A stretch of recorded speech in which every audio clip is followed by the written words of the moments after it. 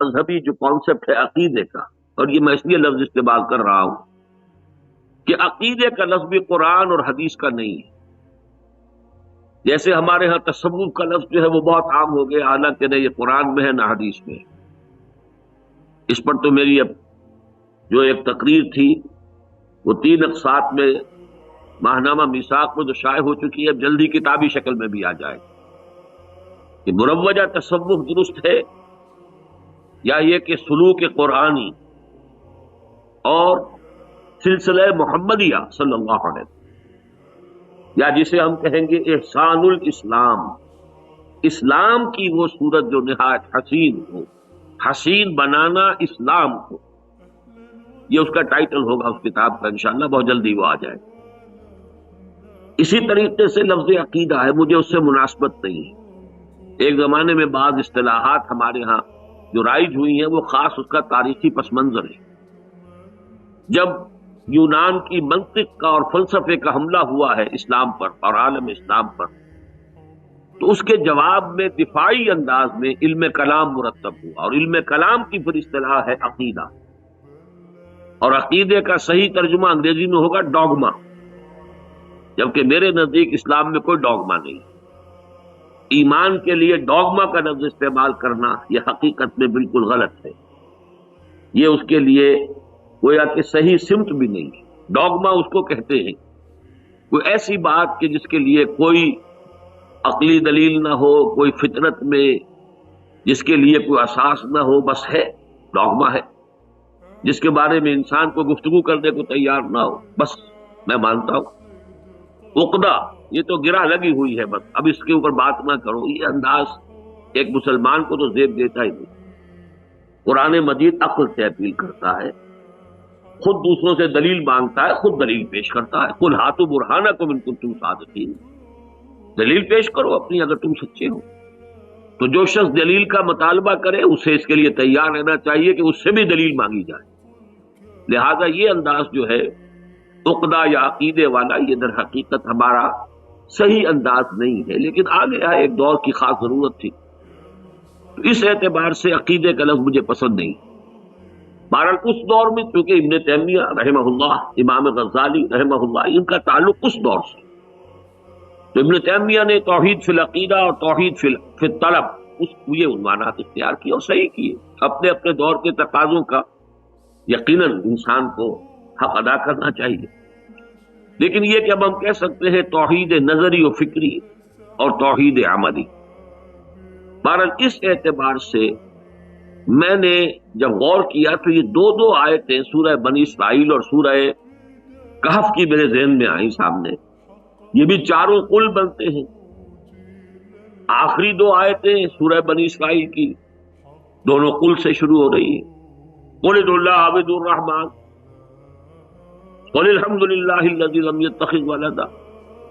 پھر سورہ کہف جو اس کا جوڑا ہے، آخری 2 آیتیں پھر قل سے شروع ہو رہی ہیں. قل لو کان البحر مدادا لکلمات ربی فقل انما انا بشر مثلکم. تو میں نے اس اپنی تقریر میں چاروں قل، میں نے جب کہا کہ میں آج چاروں قل کے بارے میں بات کرنا چاہتا ہوں، لیکن پھر میں نے آیات یہ پڑھی تو لوگ چونک گئے کہ چاروں قل سے مراد تو وہ 4 سورتیں ہیں. لیکن یہ 4 قل جو ہے قرآن مجید میں، یہ بھی در حقیقت توحید باری تعالیٰ کے بہت بڑے خزانے ہیں. اور چونکہ جو حضرات بھی میرے درس قرآن کے سلسلے سے کسی درجے میں متعلق رہے انہیں معلوم ہے کہ میرے نزدیک سورہ بنی اسرائیل اور سورہ کہف یہ حکمت قرآنی کے سب سے بڑے خزانے ہیں، جو قرآن مجید کے بالکل وسط میں 15واں پارہ شروع ہو رہا ہے سورہ بنی اسرائیل، اور پھر یہ کہ 16واں پارہ جو ہے ابتدائی حصہ اس کا شامل ہے سورہ کہف کے اندر. تو گویا کہ بالکل وسط ہے قرآن کا، اور یہ 2 سورتیں جوڑے کی شکل میں وہاں پر رکھ دی گئی، اور دونوں حکمت قرآنی کے عظیم ترین خزانے ہیں. یہ دوسری بات ہے، اس پر میں تفصیل میں نہیں جا سکتا.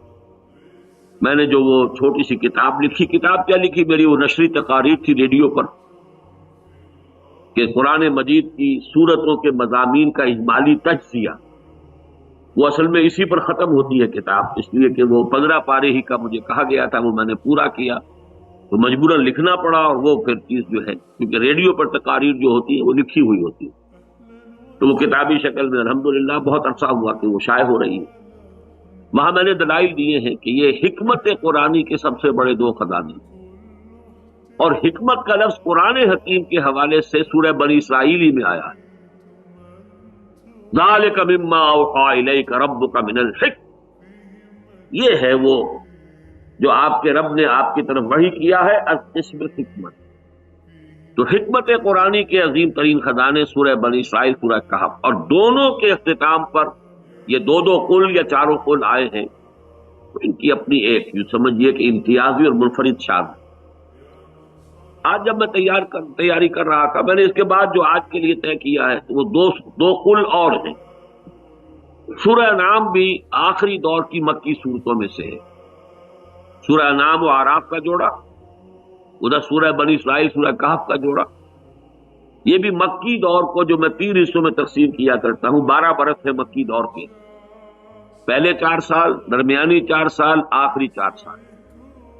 پہلے 4 سال کی صورتوں کا ایک اپنا اسلوب ہے، اپنا انداز بیان ہے، درمیانی 4 سالوں میں جو صورتیں نازل ہوئی ان کا اپنا اسلوب ہے، اپنا انداز ہے، آخری 4 سالوں میں جو صورتیں نازل ہوئی ان کا اپنا انداز ہے، ان کا اپنا اسلوب ہے۔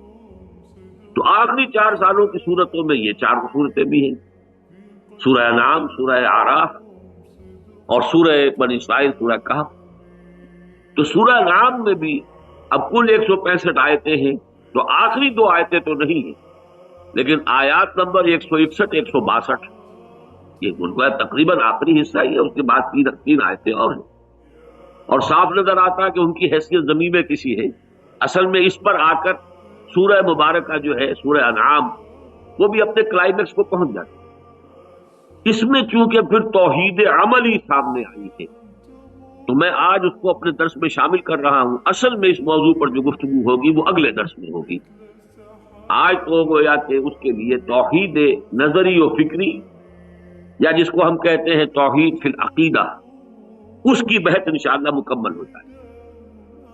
اس سے پہلے کہ میں ان آیات پر گفتگو شروع کروں، ایک بات اور نوٹ کر لیجئے، اور یہ آج صبح ہی بیٹھ کر فجر کے بعد جو میں نے نوٹس مرتب کر رہا تھا تو بعض باتیں آتی ہیں، آتے ہیں غیب سے یہ مضامین خیال میں، اور جیسا کہ میں نے عرض کیا، میں نے کیا عرض کیا، حضور کا قول ہے جو آپ کو سناتا رہا ہوں صلی اللہ علیہ وسلم کہ لا تنقضی عجائب، اس قرآن کے عجائب کبھی ختم نہیں ہوں گے، ولا یشبع منہ العلماء، اس سے اہل علم کبھی سیر نہیں ہو سکے۔ واقعہ یہ ہے کہ انسان غور و فکر کرتا رہے تو قرآن مجید کے اندر حکمتیں، نئی نئی معرفتیں، نئے نئے پہلو، نئے نئے انداز، نئے نئے مضامین جو ہے وہ نکلتے چلے آئے، اور یہ خزانہ کبھی ختم نہیں ہوگا۔ چنانچہ یہ لا تنقضی عجائبہ ولا یشبع منہ العلماء ولا یخلق عن کثرت الرد، یہ 3 جملے محمد رسول اللہ صلی اللہ علیہ وسلم کی زبان مبارک سے جو ارشاد ہوئے ہیں، واقعی بہت بڑی عظیم حقیقت ہے۔ اس قرآن کے عجائب کبھی ختم نہیں ہوں گے، اہل علم و فکر اس سے کبھی سیر نہیں ہو سکیں گے، اور یہ کہ کثرت تکرار سے اس پہ کوئی پرانا پن نہیں طاری ہوگا کہ یہ تو ہم نے بہت دفعہ پڑھا ہے۔ ہر دفعہ پڑھو گے تو نئی بات سامنے آئے گی۔ قرآن اپنے آپ کو ایک نئے انداز اور اسلوب سے آپ کے سامنے منکشف کرے گا، اپنے آپ کو کوئی اور حجاب اٹھا دے گا، کوئی اور پردہ ہٹائے گا، اور آپ اس سے اور قریب پر ہو سکیں گے۔ اس کے جمال اور جلال کا کوئی اور پہلو ہے کہ جس کا مشاہدہ کر سکیں۔ تو آج ذہن میں یہ بات آئی کہ وہ آیتیں قرآن مجید کی کتنی ہیں جو جس میں یہ لفظ قل وارد ہے۔ اب اس میں کوئی شک نہیں ہے کہ جہاں لفظ قل قرآن میں آیا ہے وہ براہ راست خطاب ہے محمد الرسول اللہ صلی اللہ علیہ وسلم سے۔ اب میں نے دیکھا المعجم المفرس جو ہے قرآن مجید کے الفاظ کے لیے، اس میں دیکھا 332 آیات میں یہ لفظ قل آیا، یا 332 مرتبہ یہ امر قل نبی اکرم صلی اللہ علیہ وسلم سے مخاطب ہو کر آیا۔ اب دیکھنا چاہیے کہ ان میں سے کتنی مرتبہ یہ لفظ شروع میں آیا ہے، کتنی مرتبہ درمیان میں آیا ہے۔ شروع میں آیا ہے تو کتنے ہیں جو جوڑوں کی شکل میں ہیں؟ تو ایک تو یہ کہ 3 جوڑے تو میں آج آپ کے سامنے پیش کر رہا ہوں، لیکن میں نے دیکھا تو اور بھی جوڑوں کی شکل میں آیتیں موجود، اور وہ اپنے اپنے انداز میں۔ تو گویا کہ محض اس اعتبار سے بھی کوئی شخص محنت کرے اور اسی کو اپنا موضوع بنا لے کہ کتنی آیات میں 332 آیات گویا کہ تقریباً سمجھئے 1/20 حصہ قرآن مجید کا بن جائے گا۔ 6000 آیات ہے، 332 1/20 حصہ ہو گئے، تو 1/20 حصہ قرآن مجید کا اس اعتبار سے کہ اس میں حضور کے لیے کوئی حکم ہے خصوصی، یہ کہہ دیجئے۔ اس کے اوپر تو اگر علیحدہ سے غور کیا جائے، انہیں علیحدہ مرتب کر لیا جائے، پھر دیکھا جائے کہ ان میں کس کس اعتبار سے تجزیہ کیا جائے تو کہاں کہاں وہ جوڑے بنتے ہیں، کیا کیا مضامین آئے ہیں، تو یہ خود یوں سمجھیے کہ علم و حکمت قرآنی کا ایک نیا دفتر ہوگا جو کھل جائے گا، جس سے کہ علوم کے اور معرفت کے اور حکمت کے بہت سے نئے پہلو سامنے آئیں گے۔ بہرحال اب اس تمہید کے بعد دیکھیے شروع کرتے ہیں ہم۔ یہ جو 2 آیات قل ہیں آخر میں سورہ بنی اسرائیل کے، قل ادعوا اللہ عبد الرحمن، کہو اے نبی صلی اللہ علیہ وسلم کہ پکار لو اللہ کو یا پکار لو رحمان، ایما تدعو، جس کو بھی تم پکارو گے، فلہ الاسماء الحسنی، بس اسی کے لیے ہے تمام اچھے نام، ولا تجہر بصلاتک ولا تخافت بها، اور دیکھو نہ تو اس سے مخاطب ہوتے ہوئے اپنی آواز کو بہت بلند کرو اور نہ ہی بہت ہی خفیہ رکھو، بہت خفی رکھو، بہت پست رکھو، وابتغ بین ذلک سبیلا، اور اس کے مابین ایک طرز عمل اختیار کرو، اس کے مابین، اس کے بین ایک راہ جو ہے وہ اختیار کرو۔ یہ ہے آیت نمبر 110 سورہ بنی اسرائیل۔ اس کے پہلے حصے میں جو بحث آئی ہے وہ بہت اپنی جگہ پر بڑی اہم ہے، اور ہمارے ہاں یہ بات شاید پہلی مرتبہ زیر بحث آ رہی ہے، اگرچہ بعض پہلو مختلف مقامات پر زیر بحث آتے رہے مختلف دروس کی ضمن میں۔ کہو کہ پکار لو اللہ کو یا پکار لو رحمان، یہ اصل میں کنٹروورسی کیا ہے؟ یہ کنٹروورسی جو ہے وہ تھی موجود معاشرے کے اندر، اگرچہ رحمان کا لفظ بھی اہل عرب کے ہاں مستعمل تھا پہلے سے تو، لیکن وہ زیادہ تر جو لفظ استعمال کرتے تھے اللہ کے لیے وہ رحمان، وہ اللہ، الہ، اور الہ پر الف لام داخل ہو گیا تو اللہ۔ لیکن جو اہل کتاب تھے یہود، ان کے ہاں لفظ رحمان زیادہ مستعمل، اور اہل عرب اس سے زیادہ مانوس نہیں تھے۔ جب قرآن مجید میں رحمان کا کثرت کے ساتھ تذکرہ ہوا تو ایک اعتراض انہوں نے یہ کیا، ظاہر بات ہے کہ انہیں تو اعتراض کے لیے بہانہ چاہیے، اور جو ان میں سے لوگ تھے جو کہ ان کے لیڈر تھے، سربراہ تھے، پیشوا تھے، انہیں عوام کو ورگنانے کے لیے کوئی بات چاہیے تھی۔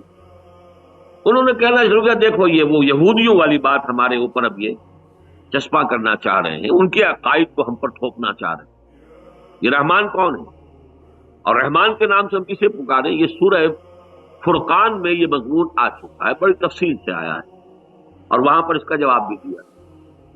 تو رحمان کا لفظ چونکہ سابقہ امت کے ہاں زیادہ مستعمل تھا، گرچہ ایل کا لفظ بھی تھا، ایل یہ الہ جو ہے عربی کا وہ عبرانی میں ایل تھا، اسی سے اسرائیل، اس کے معنی ہے عبداللہ، تو ایل جو ہے اسماعیل، وہ اللہ کا سنا ہوا جس کے بارے میں اللہ نے سمع، سننا، ایل اللہ، یعنی حضرت ابراہیم علیہ السلام کی دعا تھی کہ پروردگار مجھے اولاد عطا فرما۔ اب اس دعا کا اللہ تعالیٰ نے اس کو قبول فرما کر، اس کو سن کر اللہ تعالیٰ نے حضرت ابراہیم کو بیٹا عطا کیا حضرت اسماعیل کی شکل میں، تو ان کا نام اسماعیل ہو گیا، سمعیل، ایل کا سنا ہوا۔ جیسے ہم اگر پنجابی جو جانگلی زبان ہے، اللہ ڈوایا، اللہ جوایا، تو اللہ سنیا، یعنی اللہ نے جس کے بارے میں بات سن لی اور دعا قبول کر لی، یہ اسماعیل کے لفظی معنی ہے۔ تو ایل اور الہ یہ گویا کہ قریب ہے الفاظ ہے، لیکن رحمان جو کا تو تھا، اس مسئلے سے کوئی فرق نہیں۔ یہ لفظ اسی طریقے سے اہل کتاب کے ہاں، اور خاص طور پر کیونکہ اہل کتاب میں سے مشرکین عرب کو اور خاص طور پر مکے کے آس پاس کے لوگوں کو واسطہ پیش آتا تھا صرف یہود سے، کیونکہ آس پاس جو ہے کوئی جو عیسائی ہیں، نصارہ وہ تو آباد نہیں تھے، وہ تو کہیں نجران میں بہت نیچے جا کر اور یمن میں تھے. تو یہ ہے وہ کنٹروورسی جو پیچھے. تو یہاں پہ اس کا جواب دیا جا رہا ہے کہ اس بحث میں پڑھنے کا کیا فائدہ ہے. اصل بات تو یہ کہ پہچانو کہ ایک ہستی ہے. وہ جو میں نے آپ کو ایک شعر سنایا تھا، دوبارہ اس کو سمجھ لیجئے کہ دور بینان بارگاہ الست جز پے نہ بردان کے ہست. اصل میں تو جو اللہ تعالی کی ذات کے بارے میں دور تک دیکھنے والے ہیں، بارگاہ الست میں جن کی نگاہیں دور تک چلی گئی ہیں، وہ بس اس کے سوا کسی اور بحث میں پڑھتے ہی نہیں کہ ہے، بس ہے. میں نے اس کی مثال آپ کو دی تھی کہ اب ہماری اللہ کے فضل و کرم سے بینائی بھی ہے، تو ہم دیکھ رہے ہیں یہ دیوار کتنی چوڑی ہے، کتنی لمبی ہے، اس میں نیچے کچھ اور رنگ ہے، اوپر کچھ اور رنگ ہے، یہ ساری، اور ہم نے ایک کانسیپٹ قائم کر لیا اپنے ذہن میں اس دیوار کا. لیکن فرض کیجئے میں نابینا ہوتا تو میں اس کے قریب جا کر چھو کر یہ تو دیکھ سکتا تھا کہ دیوار ہے. اب یہ نہیں بتا سکتا دیوار کتنی اونچی ہے، کتنی لمبی ہے، رنگ کیا ہے، یہ میں نہیں بتا سکتا. تو گویا کہ ایک کیفیت تو ہے کہ ہے، کیسی ہے یہ میں نہیں جانتا. بعین ہی یہی معاملہ ہے. حکما، عرفاء، وہ لوگ کہ جو عارف، وہ لوگ کہ جو حکیم ہیں، وہ جب غور و فکر کرتے ہیں تو آخری بات یہ آتی ہے کہ بس ہے پر تو گویا کہ ان کا، اسی لیے اس کو فلسفے میں کہا گیا کانسیپٹ اور پرسیپٹ. کانسیپٹ یہ ہے کہ میرے ذہن میں اس دیوار کا پورا نقشہ آ گیا، میرے ذہن نے اس کا احاطہ کر لیا. اور پرسیپشن یہ ہے کہ دیکھ لیا، چھو لیا کہ ہاں ہے، دیوار ہے، لیکن کانسیپٹ قائم نہیں کر سکتا. تو مادی دنیا جو ہے اس کا تو کانسیپٹ وجود میں آ سکتا ہے، جبکہ ذاتی باری تعالیٰ صرف ایک پرسیپشن ہے، پرسیپٹ ہے کہ ہے. تو دور بینان بارگاہ الست جز پے نہ بردان کے ہست ہے صحیح ایک. اب وہ کیسا ہے یہ آپ کی پہنچ سے باہر. ہاں اس کے لیے کچھ نام، کچھ صفات، کچھ بات ایسی تو کرنی پڑے گی کہ کچھ اس کا جو ہے اس کے ساتھ ہمارا ذہنی قلبی کوئی رشتہ استوار ہو سکے. تو اس پہلو سے کوئی گفتگو جو ہے کرنی پڑتی ہے. لیکن واقعہ یہ ہے کہ ہمارے جو الفاظ ہیں ہماری زبان کے وہ محدود، کوئی لفظ اس کی ہستی کو جامع طور پر تعبیر کر ہی نہیں سکتا، ناممکن. اس حوالے سے جو بحث ہوتی ہے وہ یہ ہے، اور ایک رائے یہ ہے بڑی زوردار اور بڑی قوی، کہ اللہ کی صفات کوئی نہیں ہے، صرف اسماء ہے. یہ اللہ تعالیٰ کے اسماء. قرآن مجید میں کہیں اللہ کے لیے لفظ صفات نہیں آیا، بلکہ جہاں آیا نفی میں آیا ہے. یہ جو وصف بیان کرتے ہیں اما یصفون، اللہ اس سے بہت بلند و بالا ہے جو وصف یہ بیان کر رہے ہیں. اگرچہ وہاں خاص طور پر اشارہ ہوتا ہے کہ جو چیزیں کہ مشرکین بیان کرتے تھے ذات باری تعالیٰ کے لیے، لیکن یہ کہ یہ تو ایک منفی انداز ہے. مثبت طور پر اللہ تعالیٰ کے لیے صفت کا لفظ قرآن مجید میں کہیں نہیں آیا کہ اللہ کی یہ اوصاف ہو. اور جب صفت مان لیا جاتا تو پھر ساری بحثیں شروع ہوتی ہیں جو علم کلام میں آ گئی ہیں صفات ذات حق سے جدا یا عین ذات. اب صفات میں سے بعض انفعالی ہیں، اس کا مطلب کیا ہے کہ اللہ کو غصہ بھی آتا ہے. غصہ ایک ری ایکشن ہوتا ہے. آپ کے کسی عمل پر مجھے غصہ آیا تو میں نے آپ کے کسی عمل سے کوئی تاثر قبول کیا. کیا ذات باری تعالیٰ بھی تاثر قبول کرتی ہے؟ کیا وہ متاثر ہوتی ہے ذات؟ معاذ اللہ ثم معاذ اللہ. لیکن یہ کہ بہرحال بنتی نہیں ہے بادہ اور ساغر کہے بغیر. اس کے ساتھ جو ہمارا تعلق ہونا چاہیے قلبی اور ذہنی، وہ کیسے ہوگا اگر ہمیں یہ معلوم نہ ہو کہ اللہ کے لیے غضب بھی ہے. غضب اللہ، اللہ تعالیٰ غضبناک ہوا. واہتز لہ العرش. اب یہاں تک الفاظ حدیث میں آئے ہیں اذا مدح الفاسق، جب کسی فاسق و فاجر انسان کی مدح کی جائے، تعریف کی جائے، غضب اللہ تعالیٰ، اللہ تعالیٰ غضبناک ہو جاتے اور اتنے غضبناک ہوتے ہیں واہتز لہ العرش کہ تخت کانپنے لگتا ہے. اللہ کا تخت جو ہے عرش وہ کانپنے لگتا ہے. تو یہ کیفیت جو ہے اب ایک نقشہ اس میں دیا گیا ہے. لیکن کیا ذات باری تعالیٰ کے لیے ایک انفعالی کیفیت کا تصور جو ہے وہ ہمارے ذہن کا جو ہے اب اس کے بغیر چارہ بھی نہیں، لیکن ویسے اگر اس کے بارے میں ہم تصور کریں تو وہ شایع نشان بھی نہیں۔ یہ ساری بحثیں جو ہے کوئی انفعالی ہے، کوئی تصورات، پھر اب اس میں متضاد بھی ہے، وہ المعز بھی ہے، المذل بھی ہے، عزت دینے والا بھی ہے اور ذلت دینے والا بھی ہے، الرافع بھی ہے اور الخافض بھی ہے، اونچا کرنے والا بھی ہے، نیچا کرنے والا بھی ہے۔ اب یہ تمام متضاد کیفیات تھی۔ اس حوالے سے جو بحثیں پھر ہوئی ہیں، جس کے لیے میں نے آپ کو علامہ اقبال کا وہ جو آخری زمانے کی ان کی نظم ہے ابلیس کی مجلس شورا، جو میرے نزدیک علامہ اقبال کا جو پیغام تھا امت مسلمہ کے لیے، وہ اس کا سب سے بڑا اور سب سے اہم اور سب سے آخری ہونے کے اعتبار سے گویا کہ ان کے فکر اور سوچ اور بچار کا جو بھی لب لباب ہے، آخری دور میں آ کر فلسفی اور حکیم انسان کی وہ باتیں، ظاہر بات ہے اس کے فکر میں ارتقاء ہوتا ہے، تو اہم ترین حصہ تو وہی ہوگا جو آخری دور میں اس کی طرف سے سامنے آئے۔ اس پہلو سے وہ نظم بڑی اہم ہے۔ تو یہ مسائل جو ہے کہ جن میں امت پھر الجھ گئی ہیں، صفات ذات حق سے جدا یا عین ذات، یہ صفات عین ذات ہیں یا ذات سے علیحدہ ہیں، یہ ساری بحثیں شروع کہاں سے ہوتی ہیں؟ جہاں لفظ صفات آئے۔ قرآن مجید میں جو لفظ آیا وہ اسماء ہے، جیسا کہ ہم نے یہاں دیکھا، قل ادعوا اللہ عبد الرحمن ایما تدعوا فلہ الاسماء الحسن، کہہ دیجئے نبی کہ اللہ کہہ کر پکار لو، رحمان کہہ کر پکار لو، کوئی فرق واقع نہیں، جس کو آپ انگریزی میں کہتے ہیں call the rose by any name it will smell as sweet۔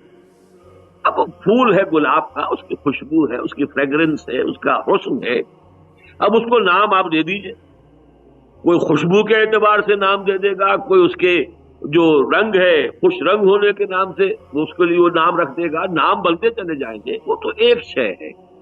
عبارات و ناشتہ و حسن کا واحد، ہماری عبارتیں تعبیرات مختلف ہیں، لیکن اے اللہ تیرا حسن، تیرا جلال، تیرا جمال وہ تو ایک وحدت ہے، ناقابل تقسیم وحدت ہے، نام اس کے مختلف۔ اس حوالے سے یہ رائے جو ہے یہ بہت طبیعی ہے کہ یہ جو اسماء ہے اللہ تعالیٰ کے در حقیقت، ان کو صفات نہیں شمار کرنا چاہیے، اس میں عافیت ہے۔ لیکن اب کیا کیا جائے، جب سارے اسماء ہیں صفاتی، جو بھی اسم آئے ہیں قرآن مجید میں، اب اس کو آپ غور کریں گے، اگرچہ ہمارے ہاں ایک بحث ہے یہ، اور خاص طور پہ صوفیہ کے ہاں، کہ صرف ایک نام اللہ کا وہ اس میں ذات ہے، علم ہے اللہ، باقی سب تو صفاتی نام ہے، یعنی الف لام ہٹا دیجئے، تنوین لگا دیجئے، وہ صفت بن جائے گی۔ القادر یہ تو اللہ کا نام ہے، اور قدیر یا قادر یہ اس کی صفت ہو گئی۔ العالم یہ اس کا نام ہے، اور علیم یا عالم یہ اس کی صفت ہو گئی۔ العلیم یہ نام ہے، علیم صفت ہے، العالم یہ نام ہے، اور عالم یہ اس کی صفت ہو گئی۔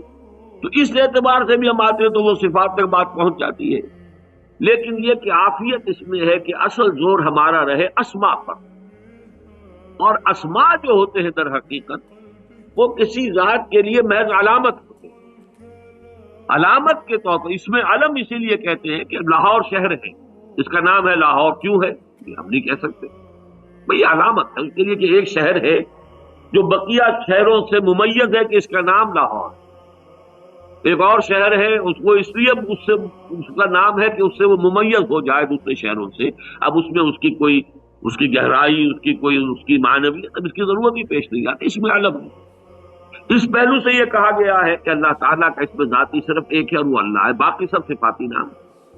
میں اپنی رائے یہ بیان کر چکا ہوں بارہا کہ میرے نزدیک ان حضرات کی رائے زیادہ صحیح ہے جو اللہ کو بھی اس میں صفت قرار دیتے، یعنی ہے تو اس میں معرفہ، وہ اس میں صفت تو نہیں رہا، لیکن یہ کہ یہ بھی ڈیرائیوڈ ہے الہن سے، الہن سے الالہ بنا، اور الالہ کے دو لام جو ہے مدغم ہو گئے، اللہ بن گئے۔ اس اعتبار سے اس دروازے سے بھی آئیں گے تو اگرچہ صفات تک تو ہم پہنچ گئے، لیکن پھر بھی عافیت اس میں ہے کہ یہ معاملہ جو ہے ہم یہ سمجھے کہ یہ سب اللہ کے نام ہیں، اللہ کی ذات کی پہچان کے لیے اور ممیز کرنے کے لیے بقیہ تمام مخلوقات سے یہ نام اس کے رکھ دیے گئے ہیں۔ باقی ایک نام سے پکار لو، دوسرے نام سے پکار لو، جیسے کہ میں نے انگریزی کہاوت آپ کو سنائی، کال دی روز بائی اینی نیم، یہ بڑا عمدہ لفظ ہے جو اس میں کہاوت میں یہ آتا ہے، name. Call the rose by any name it will smell as sweet. تو وہی بات یہاں کہی جا رہی ہے، قل ادعوا اللہ عبد الرحمن ایما تدعوا فلہ الاسماء الحسنی. تو جان لو کہ تمام اسماء حسنی اسی کے. اب اس اعتبار سے اب میرے اس اصول کو ذہن میں لائیے کہ قرآن مجید میں اہم مضامین کم سے کم 2 جگہ ضرور آتے ہیں. تو اس آیت کا مثنیٰ آپ کو ملے گا، یہ سورہ اعراف کی آیت نمبر 180 ہے، وَلِلَّهِ الْأَسْمَاءُ الْحُسْنَى. جان لو تمام اسماء حسنی اسی کے ہیں. الاسماء یہاں پر در حقیقت یہ حصر کے لیے، لام جو یہاں پہ آیا لام تعریف، تمام اچھے نام اللہ ہی کے لیے. اس میں تو حصر ہو گیا تمام اچھے ناموں کا.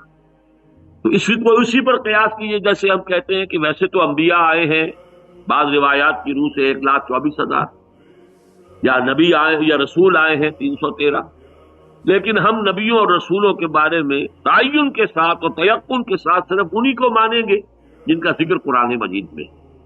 اس حوالے سے اگرچہ اصول تو یہ رہے گا، تمام اچھے نام، جس اچھے نام کا بھی تمہارا ذہن ادراک کر سکے وہ بس اللہ کا ہے. لیکن یہ کہ تعین کے ساتھ اللہ کے نام کیا ہے، وہ یا تو قرآن میں آئے ہو یا حدیث میں، ہم صرف ان کو اسماء حسنی قرار دیں گے تعین کے ساتھ اور تیقن کے ساتھ. اگرچہ یہاں پر حصر ہے، وہاں بھی یہی تھا، قل ادعوا اللہ عبد الرحمن ایما تدعوا فلہ الاسماء الحسنی. تمام اچھے نام اسی کے لیے، بس وہ ایک ذات جو ہے جس کو تم نے پہچان لیا کہ حس ہے. اب یہ جان لو کہ جس خیر کا تصور کر سکتے ہو، جو اعلیٰ قدر تمہارے ذہن میں آ سکتی ہے، تمہارا تصور جس بھلائی اور خوبی کا کسی درجے میں کوئی تخیل بھی کر سکتا ہے، یوں سمجھ لو کہ وہ اللہ میں ہے بتمام کمال. فلہ الاسماء الحسنی. یہی مضمون یہاں آیا ہے سورہ اعراف کی آیت نمبر 180 میں، وَلِلَّهِ الْأَسْمَاءُ الْحُسْنَى فَادْعُوهُ بِهَا. اب دیکھیے یہاں یہ تھا قُلِ ادعوا اللَّهَ عَبْدُ الرَّحْمَٰنِ، سورہ بنی اسرائیل کی آیت نمبر 110، کہو کہ پکارو چاہے اللہ کو اور چاہے رحمان کو. یہاں الٹ ہو گیا. یہ بھی میں نے بار عرض کیا ہے کہ مضمون جہاں دوسری مرتبہ آئے گا ترتیب الٹی ہوگی. یہاں دعا کا تذکرہ بعد میں آ رہا ہے، وہاں دعا کا پہلے ہے. وہاں الاسماء الحسنی کا تذکرہ بعد میں ہے، سورہ اعراف میں وہ پہلے. وَلِلَّهِ الْأَسْمَاءُ الْحُسْنَى فَادْعُوهُ بِهَا. تمام اچھے نام اللہ ہی کے ہیں، پس پکارا کرو اسے ان کے ذریعے سے. یہ بہت اہم ہے حصہ. اللہ کو پکارے کس طرح پکارے، کیا کہہ کے پکارے؟ ظاہر بات ہے کہ اس کی ذات کو تو تم جانتے نہیں.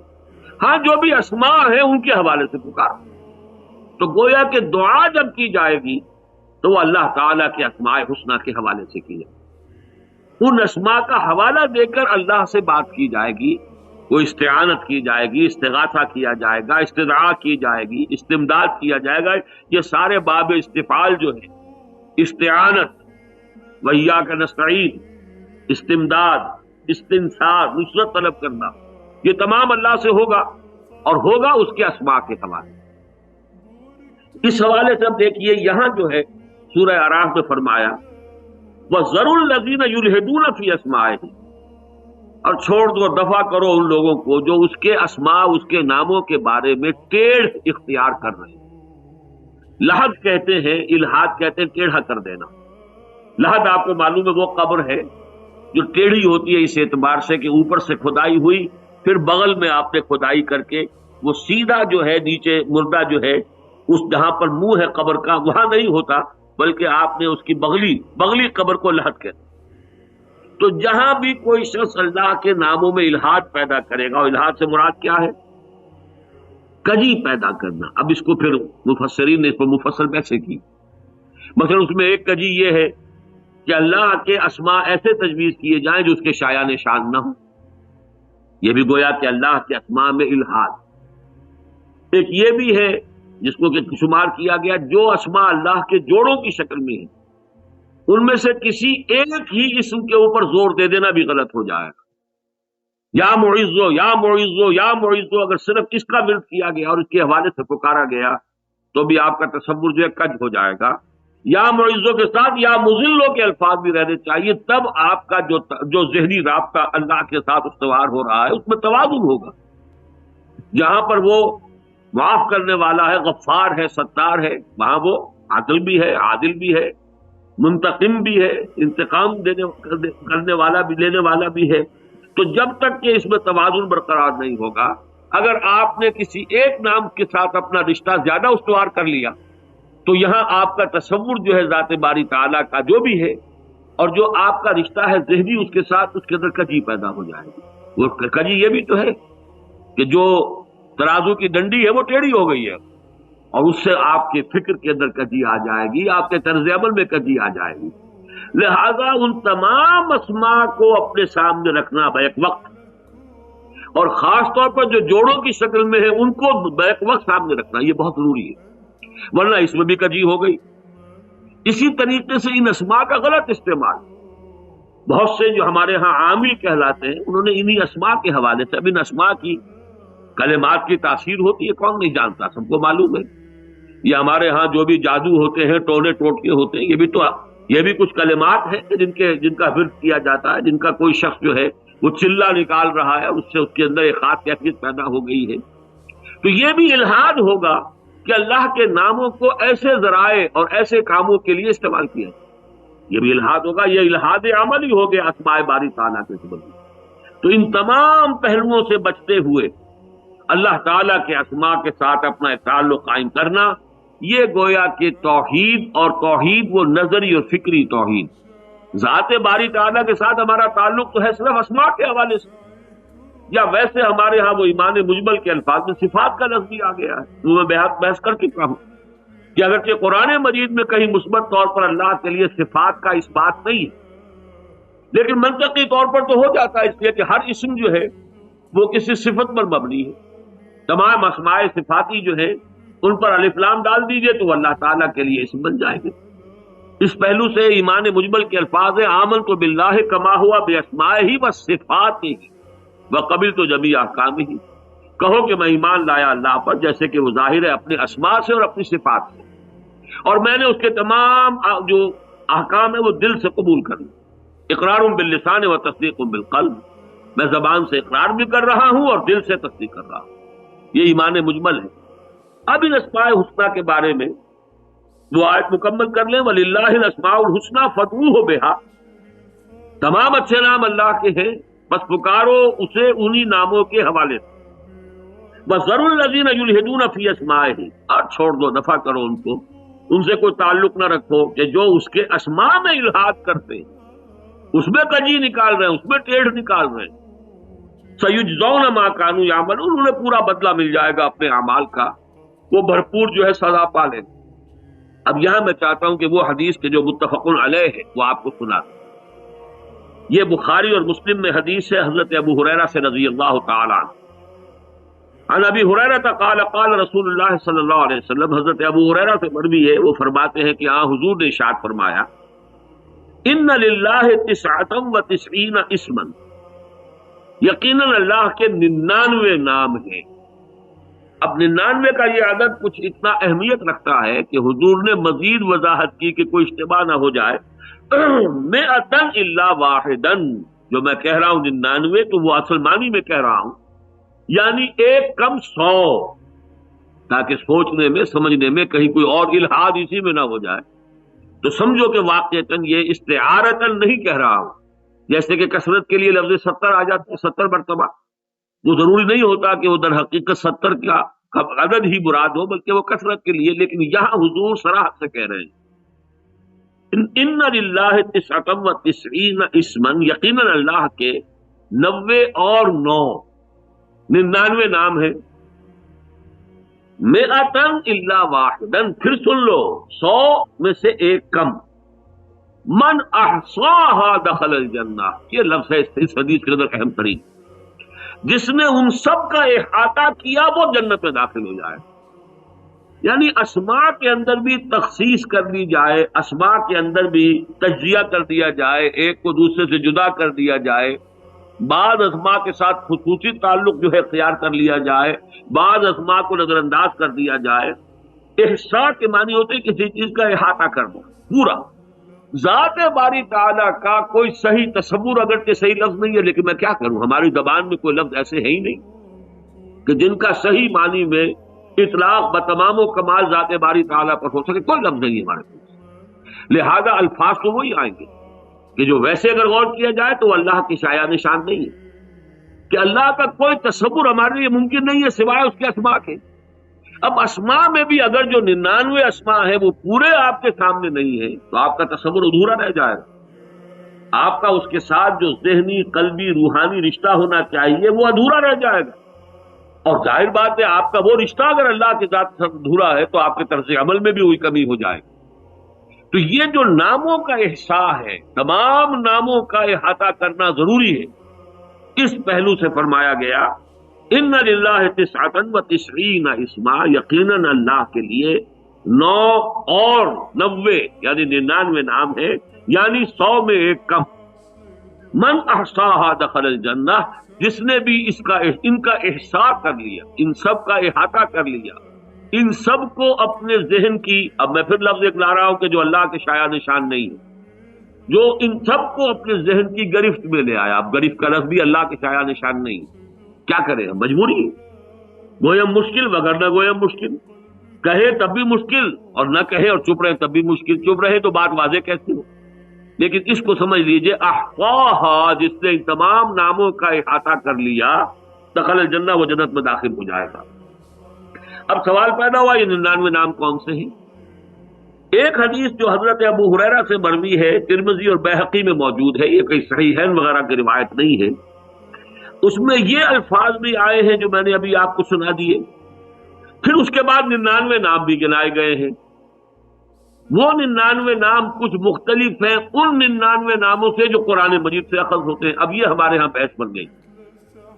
اس حدیث میں جو 99 نام آئے ہیں، اب یہ ظاہر بات ہے میں ان سب کو یہاں پر نہیں بیان کر سکتا، وہ حدیث آپ پڑھیے.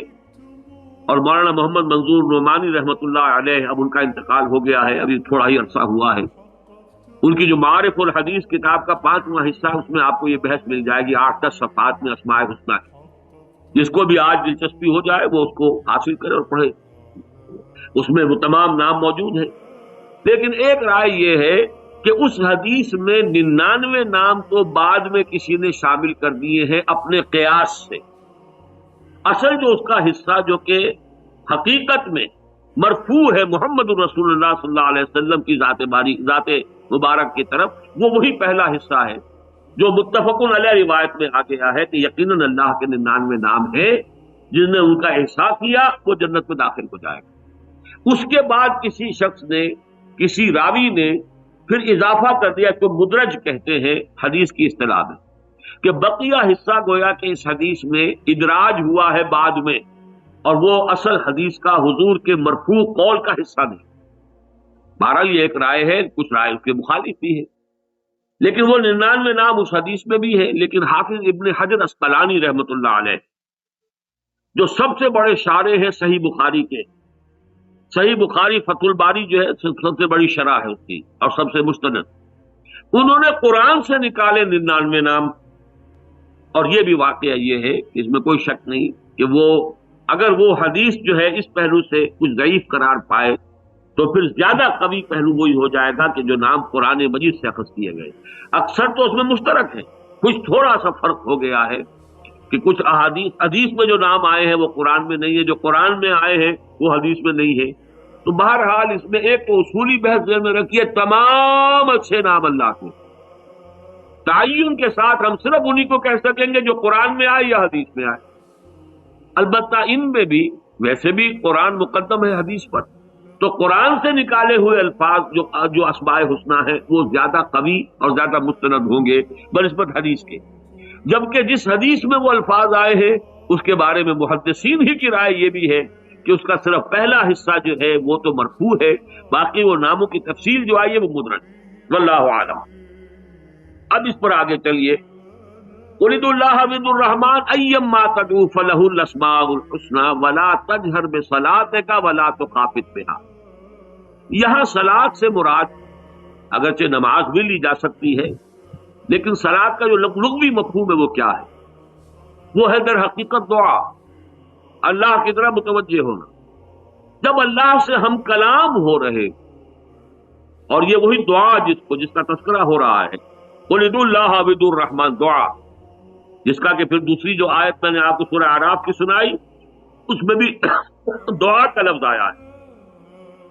فَادْعُوهُ بِهَا، انہی ناموں کے حوالے سے اس کو پکارا کرو. جب اللہ کو پکار رہے ہو، اس سے بات کر رہے ہو، ہم کلام ہو رہے ہو، تو دیکھو نہ تو اپنی آواز کو بہت اونچا کرو اور نہ بہت پست رکھو. اچھا، اس کی وجہ کیا ہے؟ پست کیوں نہ رکھو؟ کیوں نہ دل ہی دل میں بات کرو؟ اگرچہ بعض منطقی اعتبارات سے تو بات زیادہ صحیح معلوم ہوگی کہ دل ہی دل میں بات کرو. دل را بدل رئیس، اور اللہ تو جانتا ہے جو کچھ تمہارے جی میں ہے، تو خام خواہ اس کو ظاہر کرنے کی ضرورت کیا ہے؟ انسانوں میں سے کسی کو سنانا تو مقصود نہیں، وہ تو آپ کی مناجات ہے اللہ کے ذات کے ساتھ. تو اگرچہ عقلی اور منطقی طور پر تو یہ بات آئے گی کہ جتنی خفیہ ہو اتنی اچھی، لیکن نہیں. اس کے لیے جو اس طرح میں جو حکم دیا جا رہا ہے اس کی وجہ کیا ہے؟ در حقیقت جب ہم اللہ سے گفتگو کر رہے ہوں، مناجات کر رہے ہوں، اس وقت خود ہمیں جو فائدہ پہنچ رہا ہوتا ہے. اس لیے کہ دعا مخل عبادت، عبادت کا اصل جوہر، اس کا لب لباب جو ہے وہ دعا ہے. اس سے جو ہم خود استفادہ حاصل کر رہے ہیں، خود جو کچھ استفادہ کر رہے ہیں کہنا چاہیے، تو اس استفادے میں ہماری سماعت کو بھی شامل ہو جانا چاہیے. اسی لیے قرآن مجید اگرچہ آپ کو حفظ ہے، لیکن پھر بھی مصحف میں دیکھ کر پڑھنے میں ثواب زیادہ ہے، اس لیے کہ یہاں آپ کی بصارت بھی در حقیقت استفادہ کر رہی ہے. بصارت کے ذریعے سے بھی نور قرآنی جو ہے وہ آپ کے باطن میں جذب ہو رہا ہے. اسی طرح استماع القرآن، قرآن کا دوسرے سے سننا، اب اس کے اندر ایک علیحدہ شان ہو جائے گی، اس لیے کہ یہاں اب آپ کی جو سماعت ہے وہ اس سے حظ اٹھا رہی ہے. جیسے کہ حضور نے بھی فرمایا ایک صحابی سے، حضرت ابو موسیٰ اشعری سے یا عبداللہ ابن مسعود سے رضی اللہ تعالیٰ عنہ، کہ ہمیں قرآن سنا. اب وہ کہ انہوں نے کہا بھی آپ کو سناؤں، آپ پر تو نازل ہوا ہے. فرمایا نہیں، مجھے کسی اور سے سن کر کچھ اور حظ حاصل ہوتا ہے. تو یہ جو ہے استماع، اور یہ کہ قرآن لکھا ہوا ہے اسے آپ پڑھ رہے ہیں، آپ کی آنکھیں بھی اس کے اندر حصہ لے رہی ہیں، حظ مل رہا ہے، اسے بھی کچھ نصیب جو ہے وہ حاصل ہو رہا ہے. اس پہلو سے دعا کرتے ہوئے بھی ایسا انداز اختیار کرنا کہ آپ خود بھی سن رہے ہوں اپنی دعا کو، اس کا جو درجہ ہے وہ بلندتر ہو جائے گا. تو اس کو یہاں فرمایا گیا وَلَا تَجْهَرْ بِصَلَاتِكَ وَلَا تُخَافِتْ بِهَا، بہت زیادہ خفی بھی نہ رکھو، لیکن بہت زیادہ چیخنے کی ضرورت بھی نہیں. اب اس میں اگرچہ واقعات پس منظر میں اور بھی ہیں کہ حضرت ابو بکر کو دیکھا حضور نے ایک رات، آپ یہ تو مدینہ منورہ ہی کا ہوگا یا یہ کہ مکے کے دور میں بھی ہو سکتا ہے، اس کے آخری دور میں تو شکل ایسی ہو گئی تھی کہ مسلمانوں میں اتنی جرت پیدا ہو چکی تھی کہ وہ بربلا بھی قرآن مجید پڑھتے تھے. تو وہاں یہ ہوا ہے کہ وہ حضور اگر رات کو کہیں گشت کر رہے تھے، چاہے وہ مدنی دور ہے تو مدینے میں ورنہ مکے میں، تو حضرت عمر کے گھر کے پاس سے گزرے تو بہت زور زور سے بلند آواز سے قرآن پڑھ رہے تھے تہجد کی نماز میں. حضرت ابو بکر کے ہاں سے گزرنا ہوا تو وہاں دیکھا کہ بہت پست آواز سے پڑھ رہے تھے. تو حضور نے صبح پوچھا کہ یہ معاملہ کیا ہے؟ ابو بکر تم بہت ہی پست آواز سے پڑھ رہے تھے، اور عمر تم بہت بلند آواز سے پڑھ رہے تھے. حضرت ابو بکر نے عرض کیا کہ حضور میں اسے سنا رہا تھا جو سنتا ہے، اس سے تو کسی اونچی آواز کی ضرورت نہیں ہے. حضرت عمر نے فرمایا، عرض کیا کہ میں اصل میں شیطان کو بھگا رہا تھا. تو حضور نے کسی کی بھی نفی نہیں کی، دونوں کی اپنی حکمتیں ہیں، دونوں کے اندر فائدہ ہے. میرا اپنا ایک مزاج ہے، وہ میرے ذوق کی بات ہے، ضروری نہیں کہ سب لوگ قبول کریں. نماز میں بھی سورہ فاتحہ جو ہے اسے لجاجت کے انداز میں اور کچھ پست انداز میں پڑھنا چاہیے. جیسے کہ آپ کسی بہت عظیم المرتبت ہستی کے سامنے حاضر ہیں، وہاں لجاجت کا انداز. لیکن اب جب قرآن کی قرأت ہو جہری رکعتوں میں، وہ ہونی چاہیے بڑے جلال کے انداز. یہ اللہ کا کلام اب سنا رہے ہیں آپ، جو کہ آپ کے مقتدی ہیں، ان کو گویا کہ امام کی حیثیت اس وقت دو طرفہ ہو جاتی ہے. سورہ فاتحہ پڑھتے ہوئے وہ جماعت کی ترجمانی کر رہا ہے، ایاک نعبد و ایاک نستعین، اور مخاطب ہے ذات باری تعالیٰ سے. اس میں تو لجاجت بھی ہو اور کچھ اس آواز کو پست بھی رکھا جائے. لیکن اب وہ بادشاہ کا جو کلام ہے، شہنشاہ ارض و سما کا، جس کے لیے لفظ بھی آتا ہے پروکلیمیشن، اب یہ پروکلیمیشن کا انداز ہونا چاہیے جیسے کسی زمانے میں جو فرمان شاہی ہوتے تھے انہیں بلند آواز سے آ کر کہیں چوک میں کوئی شخص آ رہا ہے سنا رہا ہے تاکہ سب کے کان کھل جائیں. یہ میرے ذوق کی بات ہے کہ اصل میں یہ دونوں چیزیں اپنی جگہ پر اپنی جگہ پر ان کی حیثیت ہے. ویسے یہ کہ اس کا مصنف بھی آپ کو سورہ اعراف میں مل جاتا ہے آیت نمبر 164 میں، وَاذْكُرْ رَبَّكَ فِي نَفْسِكَ تَضَرُّعًا وَخِيفًا، لیکن یہاں لفظ ذکر ہے. ذکر اپنے رب کا کرو تو اپنے جی ہی جی میں کرو، اور اس کے اندر تضرع کا رنگ غالب ہونا چاہیے، عاجزی کا، الہا و زاری کا ساتھ، اور خیفہ بدون الجہر من القول، اور اس میں جو ہے جہر نہیں ہونا چاہیے بلکہ یہ کہ وہ پست انداز ہو. بالغدو والآصال ولا تکن من الغافلین، یہ صبح و شام کا تمہارا ذکر کا انداز ہونا چاہیے. تو جیسا کہ میں نے عرض کیا دونوں چیزوں کا اپنا اپنا مقام ہے. البتہ ان دو آیتوں میں دو الفاظ کی یہ مختلف آئے، ایک ہے دعا، اللہ کو پکار، اور ایک ہے ذکر اللہ کا. ان دونوں الفاظ کے حوالے سے ان دونوں آیات کے اندر جو رنگ مختلف ہے اس کے اوپر غور کیجیے. اب آئیے سورہ بنی اسرائیل کی آخری آیت، وَقُلِ الْحَمْدُ لِلَّهِ الَّذِي لَمْ يَتَّخِذْ وَلَدًا وَلَمْ يَكُنْ لَهُ شَرِيكٌ فِي الْمُلْكِ وَلَمْ يَكُنْ لَهُ وَلِيٌّ مِّنَ الذُّلِّ وَكَبِّرْهُ تَكْبِيرًا. اب یہ ذرا نوٹ کر لیجئے کہ اس کا مصنع قرآن میں کہاں ملے گا. جب تمام مضامین قرآن مجید میں اہم مضامین دو جگہ ضرور آتے ہیں تو میں کہتے ہوئے ڈر رہا ہوں، لیکن اس آیت کا مصنع سورہ اخلاص، قل هو اللہ احد اللہ الصمد لم یلد ولم یولد ولم یکن له کفوا احد، جو جامعیت کبریٰ سورہ اخلاص میں ہے وہی جامعیت کبریٰ اس ایک آیت میں.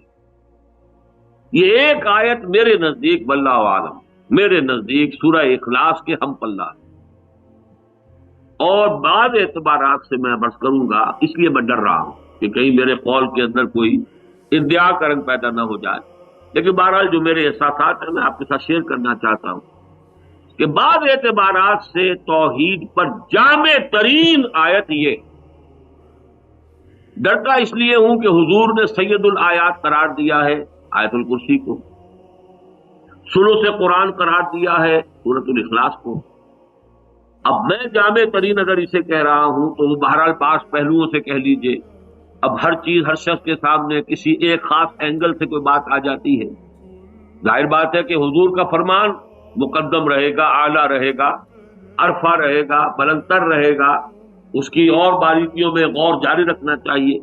لیکن یہ کہ اس کے تابع ہو کر اس کی بھی جو جامعیت ہے اس کو دیکھیے. یہ میں بعض مواقع پر بیان بھی کر چکا ہوں. اس میں توحید 5 انداز میں آئی. پہلا انداز خالص علمی نظری فکری، آخری انداز خالص عملی، درمیانی 3. اب 3 قسم کے شرکوں کی نفی ہو رہی ہے. 5 اعتبارات سے یہ آیت مبارکہ توحید کو بیان کر رہی ہے. 2 پہلو مثبت ہیں شروع میں اور آخر میں، اور 3 پہلو منفی.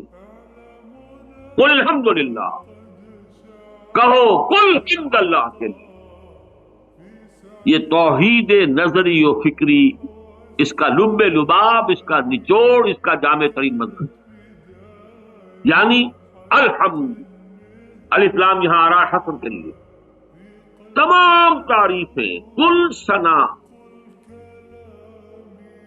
کل حمد، اب حمد کے لفظ کا کل شکر، یہ تمام الفاظ جمع کر لیجئے. ثنا ہے، حمد ہے، تعریف بھی عربی کا لفظ ہے، یعنی اس کا تجزیہ کریں. کوئی شے جس کی تعریف کی جا سکے جو اپنے اندر حسن کا کوئی پہلو رکھتی ہو یا افادیت کا پہلو رکھتی ہو. ہمارے لیے اصل میں اہم تر چیز وہ ہے. اب بہت عمدہ پھول ہے، بڑا خوبصورت ہے، لیکن بھوکے آدمی کو شاید اس کے حسن اور اس کی خوشبو جو ہے اس کی طرف توجہ ہی نہ ہو، اس کا پیٹ خالی ہے، اسے کھانے کو چاہیے، اسے رزق چاہیے. اب 2 اعتبارات جدا ہیں. ایک وہ ہماری ضروریات کے اعتبار سے، جو ضروریات ہماری پوری ہو رہی ہیں ان کا منبع اور سرچشمہ بھی ذات باری تعالیٰ ہے. جو حسن ہے قابل تعریف جو شے ہے وہ بھی اسی کے اندر ہے. اب اس سے بڑا توحید کا اور کلمہ کیا ہو جو فرمایا گیا سبحان اللہ نصف المیزان والحمدللہ قبلہ. اس سے تو میزان جو توحید ہے پوری ہو جاتی بھر جاتی. کل خیر کل بھلائی اس کی ذات اس سرچشمہ ہے خیر کا ہر بھلائی کا ہر نفع کا ہر تمہاری حاجت روائی کا تمہاری مشکل کشائی کا. جس شے پر بھی تم شکر ادا کر سکو جس شے کی بھی تم تعریف کر سکو جس شے کی بھی تم کوئی اس کی ثنا کر سکو وہ تمام چیزیں جو ہیں مرکوز ہیں ذات باری تعالیٰ کے اندر. یا یوں کہیے کہ وہ تمام چیزیں صادر ہو رہی ہیں ذات باری تعالیٰ سے جیسے سورج سے یہ کرنیں جو ہے نکل رہی ہیں. توحید نظری و فکری کا یہ سب سے جامع.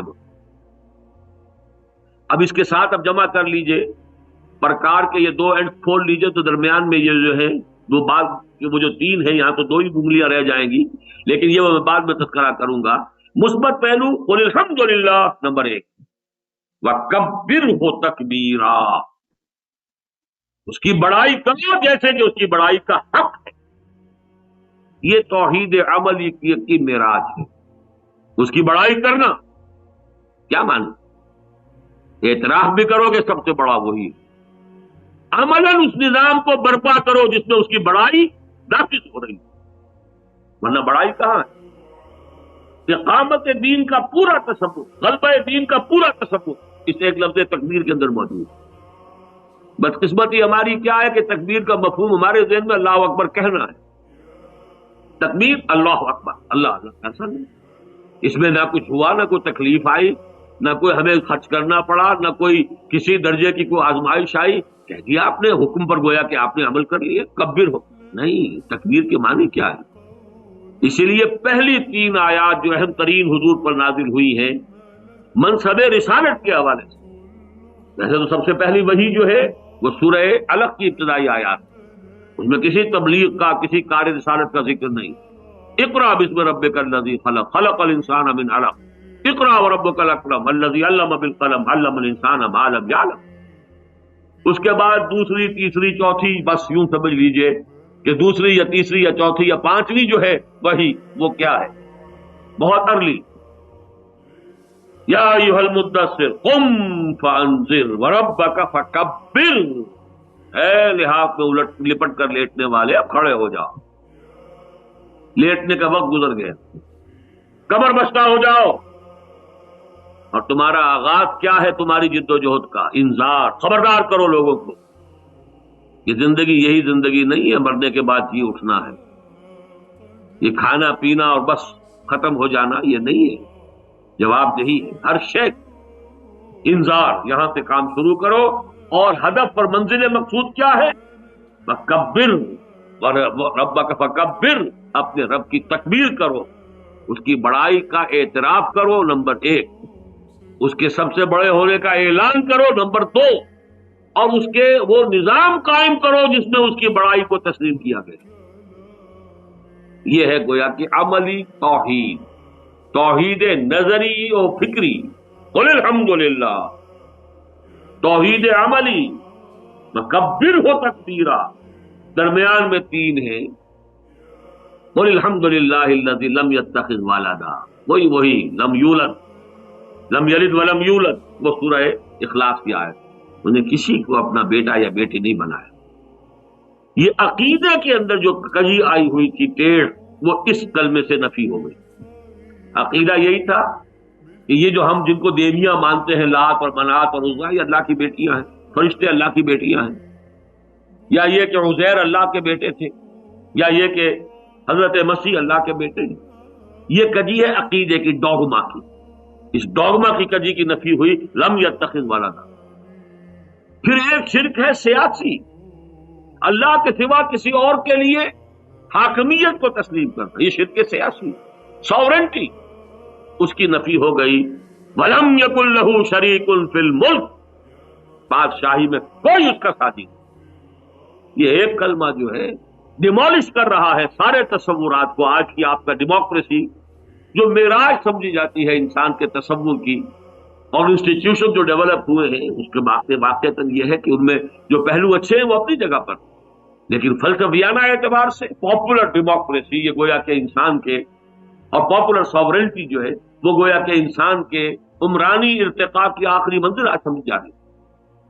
یہاں نفی ہو رہی ہے اس کی، لم یتخذ ولدا ولم یکن لہ شریک فی الملک ان الحکم الا للہ، اللہ کے سوا کسی اور کے لیے حاکمیت نہیں، لا یشرک فی حکمہ احدا، یہ پھر سورہ کہف کے اندر بھی آیت آ رہی، یہاں نفی ہو گئی اس شرک سیاسی کی، شرک فی العقیدہ لم یتخذ ولدا، شرک سیاسی لم یکن لہ شریک فی الملک، اور شرک فی الدعاء کی نفی ہو رہی ہے، ولم یکن لہ ولی من الذل، اس کے ولی تو ہے، اس کے دوست ہیں، لیکن تم یہ تصور کرتے ہو، تمہارا تصور جو ہے دوستی کا وہ کیا ہے کہ دوستیاں نبھائی جاتی ہیں مدد کی توقع پر، مجھے اپنی دوستی برقرار رکھنی ہے، کبھی ضرورت پیش آ سکتی ہے، اور اسی لیے دوستی کی بنیاد پر کبھی کوئی غلط کام بھی کرنا پڑتا، اب کیا کروں، میرا دوست ہے وہ کہہ رہا ہے، اب اگر آج وہ مجھ سے کوئی غلط کام کروا رہا ہے تو مجھے کرنا ہوگا، اس لیے کہ کل مجھے ضرورت پیش آ جائے گی کہ اس سے کوئی کام کروں۔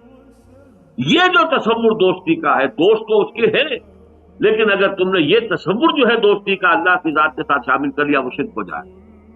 لم یکن لہ ولی من الذل، ذل کہتے ہیں ضعف، کمزوری، اس کا کوئی ولی اپنی ضعف یا کمزوری کی بنا پر نہیں ہے کہ اسے کسی کی مدد کی حاجت ہو، اسے کسی کی بات جو ہے ناروا بھی ماننی پڑے، اس لیے کہ کیا کریں، اب تو یہ دوست کی بات ماننی پڑے گی، اس لیے کہ دوست وہی ہے کہ جو کہیں وقت پر کام آتا، یہ وقت پر کام آنے والا تصور جو ہے یہ اگر نہیں نفی کرو گے تو اللہ تعالیٰ کے ساتھ جو نسبت ولایت ہے وہی در حقیقت شرک کی بنیاد بن جائے، اور اسی معنی میں اولیاء اللہ کا مسئلہ ہے، اسی معنی میں انبیاء کو پکارا جاتا ہے، دعا جو بھی ہوتی ہے چاہے وہ اولیاء اللہ کو پکارا جا رہا ہو، چاہے وہ جیسا کہ جو عملیات ہوتی ہیں ان کو فرشتوں کو پکارا جاتا ہے، یا یہ کہ جنات کو پکارا جاتا ہے، یا یہ کہ اولیاء اللہ کو پکارا جاتا ہے، شیئا للہ، اب وہ سب کیا ہے، اللہ کے لیے کچھ ہمیں دے دیجیے، یہ سب چیزیں جو ہے یہ در حقیقت ولایت کا وہ غلط تصور، ولایت تو ہے، دوستی ہے، ولم یکن لہ ولی من الذل، لیکن اس کے ساتھ کوئی تصور بھی ذوق کا، نصرت کی، مدد اور کی احتیاط کا کوئی تصور قریب نہ پھٹکنے پائے، اس سے پاک کر دو۔ تو درمیان میں تین شرکوں کی نفی ہوئی، شرک فی العقیدہ، شرک سیاسی، شرک فی الدعاء والاستعانہ والاستمداد والاستغاثہ، ان سب کی نفی ہو گئی، اور ابتداء اور اختتام پر اور الحمدللہ یہ نظری اور فکری اعتبار سے توحید کا لب لباب، اور آخر میں وَکَبِّرْ ہو تکبیرا، اس کی بڑائی کرو جیسے کہ بڑائی کرنے کا حق ہے، وہ بالفعل بڑا مانا جائے، اس کی بڑائی تسلیم کی جائے، اس کی بڑائی نافذ ہو جائے، اس کی بڑائی جو ہے ایکسپٹ کر رہی ہو اپنے آپ کو، اس کے لیے جد و جہد کرو، محنت کرو، کوشش کرو۔ ہمارے اگلے درس کا جو ہے یوں سمجھیے کہ یہ نقطۂ آغاز ہوگا، اس سے وہ توحید عملی کی بات ہماری آگے چلے۔ اب آئیے سورہ کہف کی آیت، سورہ کہف کی آیت نمبر 109۔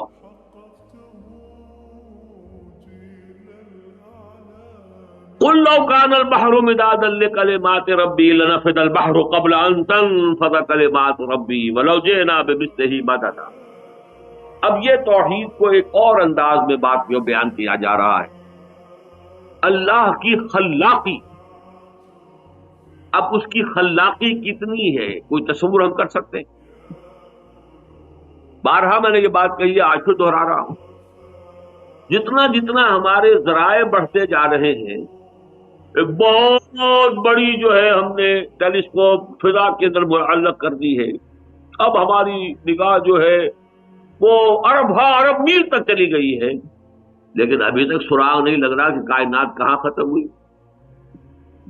کوئی سرا ہے اس کا؟ جتنا ہم بڑھ رہے ہیں معلوم ہوتا ہے کہ وہ تو اور آگے بڑھتی چلی جا رہی ہے۔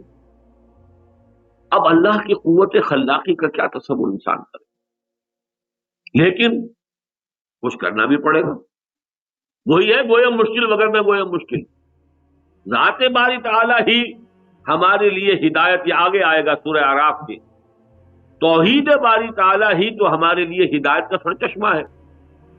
توحید باری تعالیٰ کے ساتھ کوئی نہ کوئی ذات باری کے ساتھ ذہنی قلبی رشتہ ہوگا، تبھی تو بات بنے گی۔ اب وہ ذہنی اور قلبی رشتہ کس حوالے سے ہو؟ اسماء کے حوالے سے ہم نے بحث کر لی۔ پھر یہ کہ اس میں نفی جو ہے شرک کی کس کس پہلو سے کی جائے، وہ سورہ بنی اسرائیل کی آخری آیت میں آ گئی، 3 پہلوؤں سے نفی۔ اب یہاں دیکھیے خلاقی جو ہے اللہ تعالیٰ کی، اور خلاقی میں نے یہاں کیوں کہا، اس آیت میں تو کہیں لفظ خلق ہے ہی نہیں۔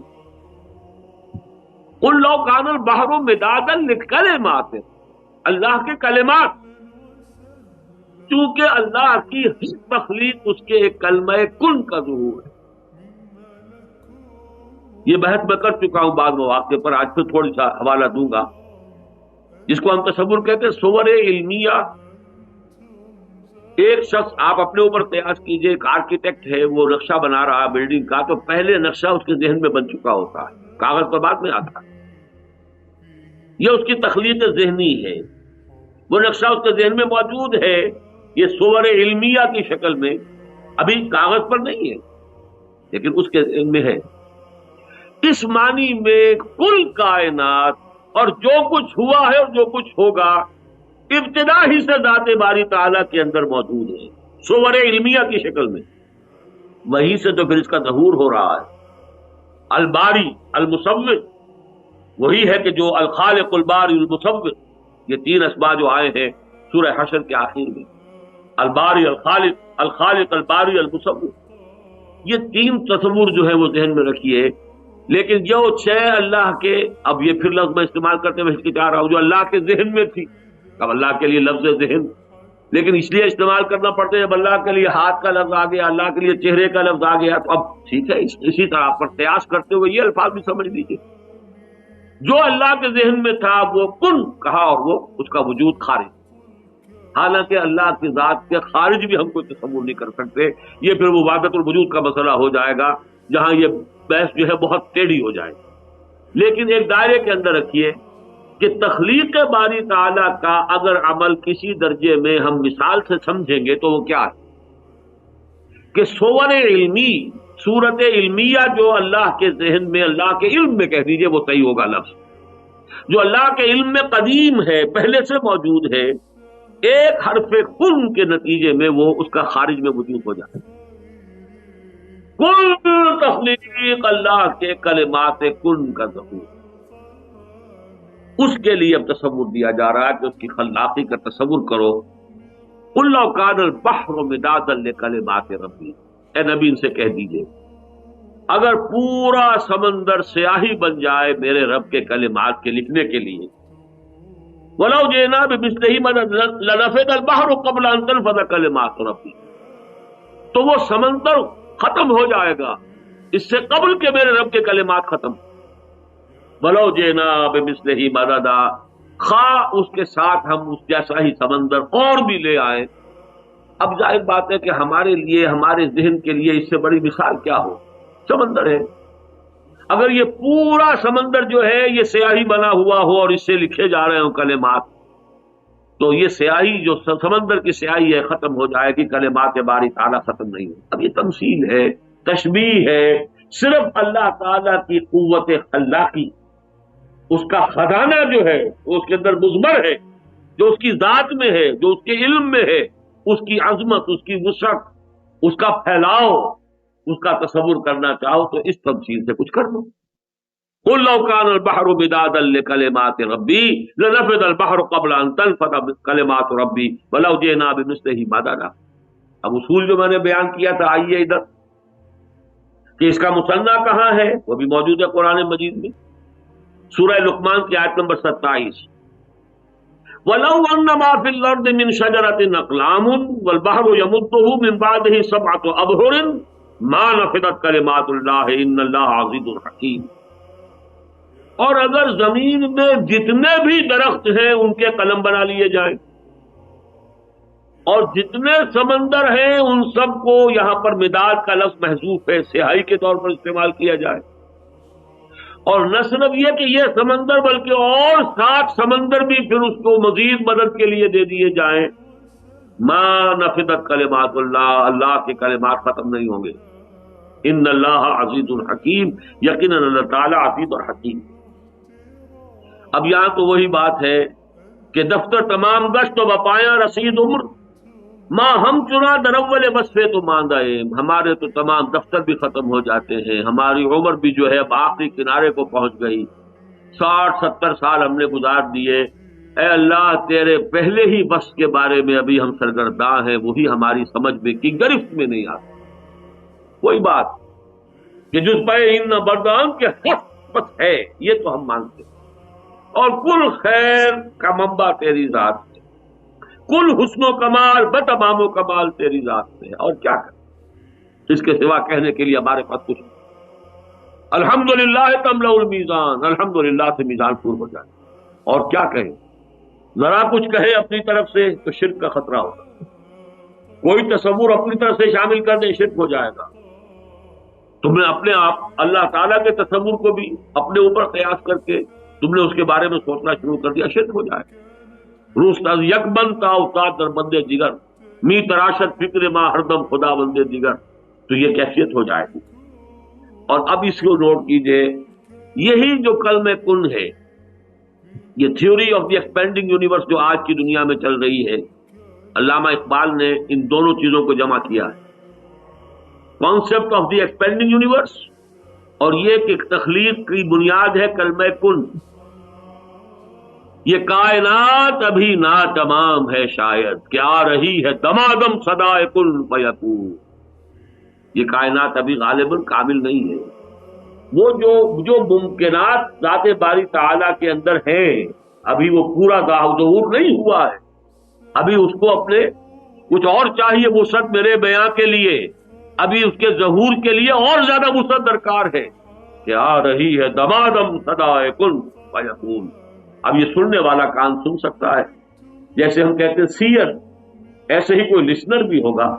एक सीयर वो है जो देख लेता है, गाह मेरी निगाह तेज चीर गई दिले वजूद, गाह उलझ के रह गई मेरे तवहुमात में। एक निगाह वो है जो 7 पर्दों को चीर कर और हकीकत को देख लेती है। तो एक सुनने वाली कान भी तो वो हो सकता है कि जो उस आवाज को सुन ले, कुन फयकून, कुन फयकून। ये दमादम ये अभी जो है सदाए कुन आ रही है, और कुन का नतीजा यकून की शक्ल में पैदा होता चला जा रहा है। अब यहां पे 2 बातें और नोट कर लीजिए। ज़ाते बारी ताला के लिए तो लफ्ज़ कुन हमारी समझ में आ गया कि उसकी तख्लीक का मज़हर। ये कलिमतुल्लाह जो है हज़रत मसीह को क्यों कहा गया, देखिए उसका सबब क्या है। ये मैं बयान कर चुका हूं अपना एक मजमून जो नामुकम्मल है और शायद नामुकम्मल ही रहेगा। बाद हक़ाइक़ ऐसे हैं कि जिनको अभी मैं कलम से बाकायदा ब्लैक एंड व्हाइट में दर्ज करने की अभी हिम्मत नहीं पा रहा। बाद मसाइल हिकमत ऐसे, तो शायद वो मजमून मुकम्मल ना हो सके। लेकिन यह कि हकीकत इंसान के मौजू पर 2-3 अक़सात में जो मजमून छपा था, उसमें मैंने इस लफ्ज़ कुन पर बहस की है, और वहां ये बात खोली है, शायद आपको कहीं और ना मिले। ये क्यों कहा गया हजरत मसीह को कलिमतुल्लाह, कलिमतुम मिन? इसलिए कि तख्लीक इंसान का जो अल्लाह ताला ने कायदा और ज़ाब्ता मुकर्रर कर दिया है, अगर तो उस कायदे और ज़ाब्ते के मुताबिक तख्लीक हो रही है तो कोई इजाफी कुन की जरूरत नहीं है।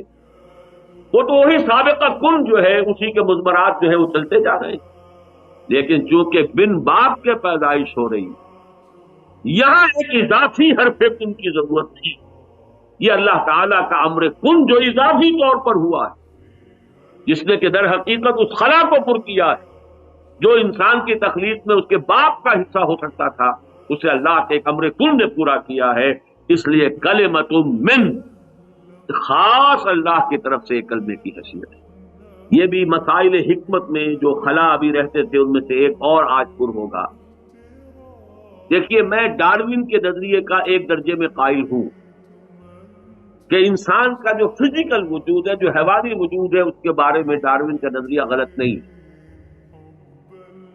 लेकिन जो मसला सबसे बड़ा है, जो फलसफियों जो साइंसदानों से हल नहीं हो रहा, वो ये कि वो इर्तिका का जो मैकेनिज्म बयान करता है वो साबित नहीं हो रहा। एक है इर्तिका होगा, तो सब मानते हैं कि इर्तिका हुआ है, कैसे हुआ है, मैकेनिज्म उसका क्या है, ये है असल मसला। اور وہ سائنس کا تو کیا اصول یہ ہے کہ کوئی بھی تھیوری اگر ہے تو اس کے لیے اگر آپ ویریفیکیشن کر سکیں گے کوئی انڈیپینڈنٹلی تب تو وہ ایک فیکٹ بن جائے گا. جب تک ویریفائی آپ نہیں کر سکتے اسے وہ ایک تھیوری ہے. جسے قبول کرے تب بھی ٹھیک، نہ قبول کرے رد کر دے پھینک دے ردی کی ٹوکری میں تب بھی ٹھیک.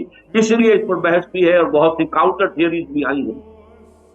اس کا جو فلسفہ ہے وہ یہ ہے کہ جو لیونگ آرگنزمز ہیں ان میں ایک صلاحیت اللہ نے رکھی ہوئی ہے، خالق نے رکھی ہوئی ہے. وہ تو چاہے یہ لفظ استعمال نہ کرتا ہو، ان کے اندر ایک صلاحیت ہے. بس یوں کہتے ہیں کہ وہ ہمارا فرق ان کا صرف اتنا ہی ہے کہ ہمارے نزدیک وہ صلاحیت اللہ سے مدیت کردہ ہے، وہ سمجھتے ہیں کہ ڈیفیکٹ تو ہے، بس ہے، اللہ نے دی ہے یا خود بخود ہو گئی ہے. یہ ایک فلسفے کی بحث ہو جائے گی، سائنس اس سے بحث نہیں کرتی.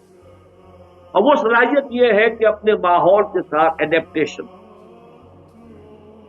اب فرض کیجئے کہ کہیں پر گرمی شدید ہے تو وہ آرگنزم جو ہے لیونگ آرگنزم شدت حرارت سے بچنے کے لیے کوئی چیزیں اپنے اندر پیدا کر لے. کہیں شدید سردی کا ماحول ہو گیا ہے تو اسے زندہ رہنے کے لیے پریزرویشن آف دی سیلف اور پریزرویشن آف دی اسپیشیز کے لیے اپنے اندر کوئی ایسی صفات پیدا کرنی ہوگی کہ جو اس سردی کی شدت کو برداشت کرنے کے قابل بنا. یہ اڈیپٹیشن جو ہے یہ رفتہ رفتہ رفتہ رفتہ اتنی جمع ہو جاتی ہے کہ اس سے پھر ایک نئی اسپیشیز وجود میں آ جاتی ہے، ایک نیا جو ہے نو وجود میں آ گئی.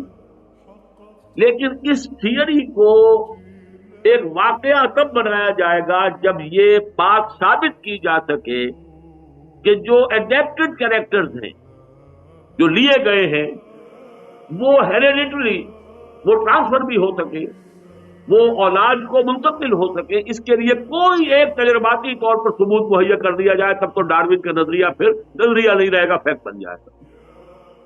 لیکن اگر آپ ویریفائی نہیں کر سکتے، اس کو ایکسپیریمنٹلی اس کا ثبوت نہیں دے سکتے کہ جو ایکوائرڈ کیریکٹرز ہیں جو کسی لیونگ آرگنزم نے اپنے خاص ماحول کی وجہ سے اپنے اندر اضافی طور پر پیدا کر دیے، وہ اسے اپنے ماں باپ کی طرف سے نہیں ملے تھے، وہ ایکوائرڈ کیریکٹر. کیا یہ ٹرانسمٹ ہو سکتے ہیں؟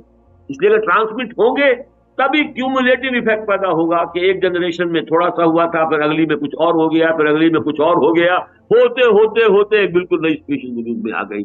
یہ جو کانٹے کی بات ہے یہ ثابت نہیں ہوتی اور یہ ثابت ہوگی نہیں، اس لیے کہ اصل میں یہاں پر ضرورت ہے حرف کن. کیونکہ وہ اللہ تعالیٰ کی ذات سے انہوں نے اپنی آنکھیں بند کر لی ہیں. یہ سائنس جو ہے در حقیقت ڈیولپ ہو رہی ہے، یہ ایک آنکھ کا کام ہے، دجالی آنکھ جو کھل گئی ہے انسان کی اور دوسری آنکھ بند کر لی. سورہ بقرہ کے شروع میں علم الاسماء اور آخر میں علم ہدایت، وعلم آدم الاسماء کلها. یہ ہے وہ انسان کے اندر جو مادی علوم پوٹینشلی حضرت آدم میں رکھ دیے گئے، بئی معنی کہ ان کے اکتساب کے لیے جو ضرورتیں تھیں، جو اس کے لیے صلاحیتیں درکار تھی، وہ ساری آدم کے اندر مدیت کر دی گئی. دیکھو سنو نتیجہ نکالو، اگلا قدم بڑھاؤ، اور دیکھو اور سنو، پچھلی میموری سے اس کو جو ہے کوریلیٹ کرو، اس کے ساتھ جو ہے تعلق قائم کر کے ایک قدم آگے بڑھاؤ. یہ قدم بقدم یہ علم بڑھتا چلا آ رہا ہے آدم سے لے کر ای دم تک، اور کہاں سے کہاں پہنچ گیا ہے اور کہاں تک پہنچے گا یہ ابھی آپ تصور نہیں کر سکتے. تو پچھلے 50 برس میں ایکسپلوژن ہوا ہے، اگلے 50 برس میں کیا ہوگا اس کا آپ تصور بھی نہیں کر سکتے. اب تو ہر لہجہ معاملہ ہے، وہاں یہاں بدلتا نہیں زمانہ، وہاں دگرگوں ہے لہجہ لہجہ، یہاں بدلتا نہیں زمانہ. تو وہاں تو ہر لہجہ اب دگرگوں ہے. اس کی ٹیکنالوجی اور سائنس کے میدان میں ایکسپلوژن کی رفتار اب اتنی زیادہ ہو گئی، ہم کچھ نہیں کہہ سکتے. اس لیے اقبال نے کہا ہے کہ عروج آدم خاکی سے انجم سہمے جاتے کہ یہ ٹوٹا ہوا تارا مہ کامل نہ بن جائے. اور وہی در حقیقت جب یہ ٹوٹا ہوا تارا مہ کامل بنے گا وہی دجال ہوگا کہ علم جو ہے وہ اس سطح تک پہنچ جائے گا کہ تمام قواعد فطریہ جو ہے انسان کی گرفت میں آ جائے، پھر وہ خدائی کا دعویٰ کرے گا. خدا ساری قوا جو ہے وہی دجال اکبر جو خدائی کا دعویٰ کرے. اس کو بیلنس کرنے کے لیے اللہ نے دوسرا علم دیا تھا، اس کا ذکر ہے سورہ بقرہ کے 4 رکوع کے آخر میں. فَإِمَّا يَأْتِيَنَّكُم مِّنِّي هُدًى فَمَن تَبِعَ هُدَايَ فَلَا خَوْفٌ عَلَيْهِمْ وَلَا هُمْ يَحْزَنُونَ. یہ علم وحی ہے وہ ایکوائرڈ نالج ہے اور یہ وہ علم ہے کہ جو ریویلڈ نالج ہے، جو دیا جا رہا ہے اللہ کی طرف سے وحی کے ذریعے سے۔ یہ دونوں ساتھ ساتھ چلتے تو دونوں آنکھیں کھلی رہتی تو کوئی فساد نہیں۔ اب ایک طرف سے آنکھ بند کر لی، اللہ سے بھی، روح سے بھی، آخرت سے بھی، اللہ کی ہدایت سے بھی، وحی سے بھی آنکھ بند۔ اب یہ آنکھ چوپٹ کھل گئی، ایک یہ دجال کی ایک آنکھ بن گئی ہے، ون آئیڈ مانسٹر، ایک آنکھ والا جو یوں سمجھیے کہ درندہ، وہ ہے کہ جو آج سائنس بن گئی ہے۔ اس حوالے سے بات غلط ہو گئی، ورنہ بات تو غلط نہیں تھی اگر اس کے ساتھ خدا کا تصور ہو کہ ایک اسپیشیز سے دوسری اسپیشیز تک جہاں چینج ہونے کا مرحلہ آتا ہے وہاں پھر ایک حرف کن لگتا ہے۔ یہ اللہ کا حرف کن ہے کہ جو پھر اس اسپیشیز کو بدلتا ہے دوسری اسپیشیز سے۔ اس سے خلا پر ہوتا ہے ڈاروین کے نظریے کا بھی۔ یہ میں اسی قدر عرض کرنا چاہتا تھا اس آیت مبارکہ کے بارے میں۔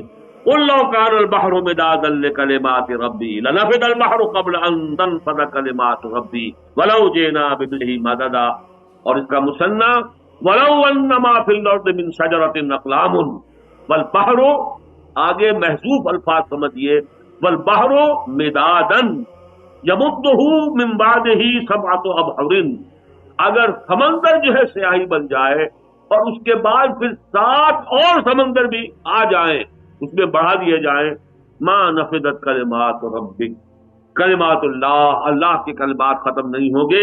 ان اللہ عزیز الحکیم، اور میرے نزدیک واللہ عالم یہ اصل میں اللہ کی قوت خلاقی، اس کا جو خزانہ مضمر ہے اس کی ذات میں، اس کی تخلیقی قوت، اس کا تصور، ایک ہلکا سا تصور دینے کے لیے یہ تشبیہ ہے۔ اب آئیے آخری آیت سورہ کہف کی، قل انما انا بشر مثلکم یوحی الی انما الہکم الہ واحد فمن کان یرجو لقاء ربہ فلیعمل عملا صالحا ولا یشرک بعبادۃ ربہ احدا۔ کہہ دو انما انا بشر مثلکم، انما کلمہ حصر، میں بس ہوں ایک بشر تمہاری طرح کا، میں ہوں بس ایک بشر، انما انا بشر، ایک بشر ہوں، مثلکم تمہاری طرح کا، یوحی الیہ مجھ پر وحی کی گئی ہے، انما الہکم الہ واحد کہ تمہارا الہ معبود بس ایک ہی الہ ہے۔ فمن کان یرجو لقاء ربہ، تو جو کوئی بھی امیدوار ہے اپنے رب کی ملاقات کا، جسے بھی گمان ہے کہ مرنے کے بعد اللہ کے حضور میں حاضر ہونا ہے اور ملاقات ہوگی، فلیعمل عملا صالحا، وہ 2 کام کرے، اہتمام کرے 2 کاموں کا، ایک تو عمل صالح نیک کا، اور نمبر 2 ولا یشرک بعبادۃ ربہ احدا، اپنے رب کی عبادت میں کسی کو شریک نہ ٹھہرائے۔ یہ آیت پھر ایک عظیم خزانہ ہے توحید کا۔ یہ چاروں آیتیں جو ہیں جیسا کہ میں نے عرض کیا، سورہ بنی اسرائیل کی آخری 2 آیتیں، سورہ کہف کی آخری 2 آیتیں، اور رنگ کتنا مختلف۔ پہلی آیت میں یہاں خالص علمی بات ہو رہی ہے، اللہ کی صفت تخلیق، اللہ کی قوت خلاقی، اس کا کوئی تصور قائم کرنے کے لیے تشریح۔ اب یہاں توحید عملی آ رہی ہے، عبادت، اور عبادت میں شرک سے اجتناب۔ لیکن اس میں خاص عبادت کا ایک پہلو کیا ہے؟ بچا اوقات انسانوں کی عصمت، انسان اپنے بارے میں چونکہ بہت سوء ظن میں مبتلا ہے بالعموم، یہ میرا ایک مضمون ہے جو میں تفصیل سے بیان کیا کرتا ہوں سورۃ التین کے حوالے سے۔ انسان بحیثیت مجموعی اپنے آپ سے بدظنی رکھتا ہے، اور جدید سائیکالوجی نے اس کے اوپر مہر تصدیق سب کرتی ہے۔ جیسا کہ میں آپ کو بتا چکا ہوں کہ جدید سائیکالوجی نے انسان کو مجبور بحث قرار دیا ہے، کوئی ذاتی ارادہ اور ذاتی اس کی پسند و ناپسند کا کوئی سوال نہیں۔ اسی طرح ماڈرن سائیکالوجی نے کیا کیا ہے، انسان پستی ہی کا مجموعہ ہے، اس میں گندے ہی خیالات ہیں، اس میں تو سفلی ہی جذبات ہیں، اس کی ساری تمنائیں جو ہے بڑی گھٹیا ہیں، بڑا کمینہ ہے انسان اپنی فطرت کے اعتبار سے، اپنی خلقت کے اعتبار سے، اس میں کوئی عظمت ہے ہی نہیں، اس میں کوئی علوم، کوئی